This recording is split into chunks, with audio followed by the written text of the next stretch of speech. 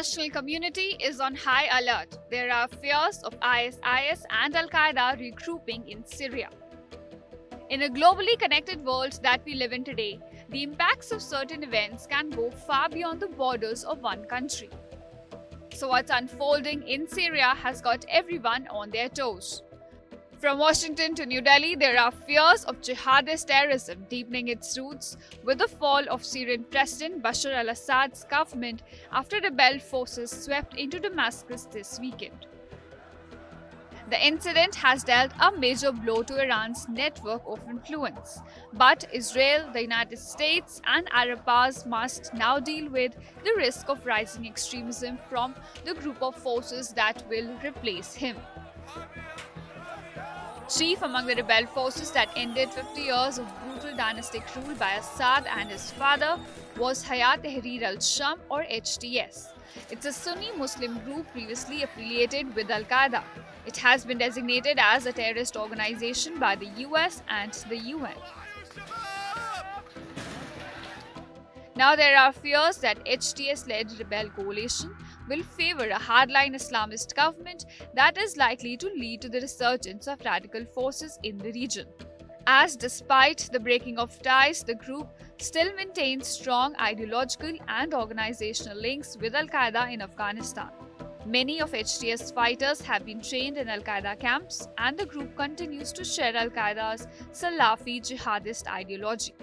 HTS leader Abu Muhammad al-Golani has promised that Syria would become a beacon for the Islamic nation.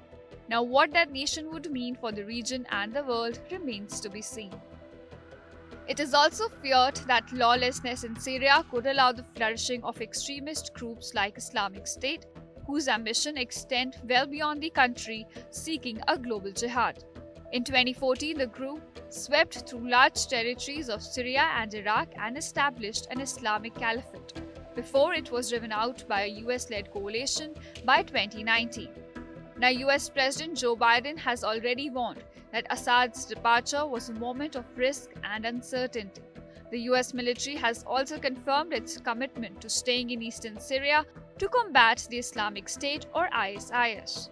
In fact, US forces have been actively conducting airstrikes against known ISIS camps and operatives in central Syria.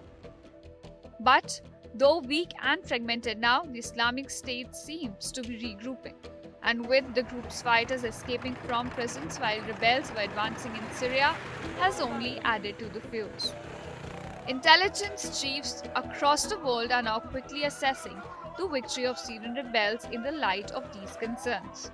There are also fears in New Delhi about Islamic State's presence in India getting a boost and reigniting the Kashmir issue, given that the former President Assad had thrown his weight behind New Delhi after the abrogation of Article 370. There are also concerns regarding the group becoming more active in recruiting Indian youth and cultivating jihadist grounds. The United Kingdom has also warned about ISIS's potential capacity to export terrorism now. Further, there is heightened risk of Salafi jihadist groups in regions such as Nigeria, Somalia, Sahel, Afghanistan, and Pakistan becoming more active. So the global community is closely watching Syria's descent into chaos, knowing that instability in the country could have far-reaching effects on global security.